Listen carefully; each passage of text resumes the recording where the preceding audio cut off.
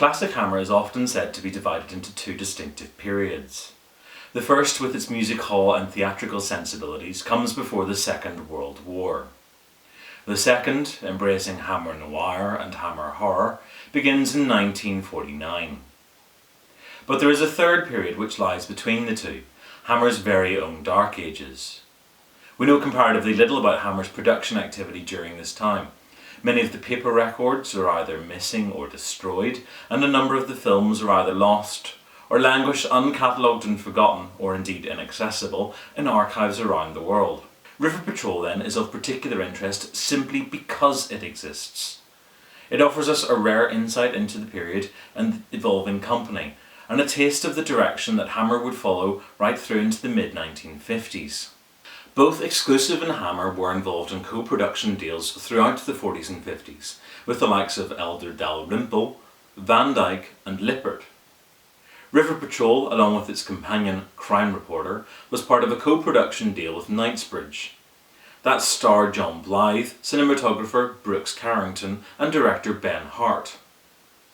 River Patrol was shot at the small Marylebone Film Studios, a deconsecrated church located at 245 Old Marylebone Road. The studio was owned by Henry Halstead, who would produce a number of films with Hammer during the 40s. Location work around London demonstrates the restrictions of the period. Location photography was shot silent, with the sound added in post-production. The result can sit oddly with modern audiences and increases the theatricality of the production. The shorter running time of these British support features allows for a snappier pace and rapid plotting. River Patrol's undercover detectives, smuggling and murders would all resurface in Hammer's popular and successful Dick Barton franchise. Ostensibly, River Patrol is an unassuming support feature, but there are a number of touches which allow it to stand out.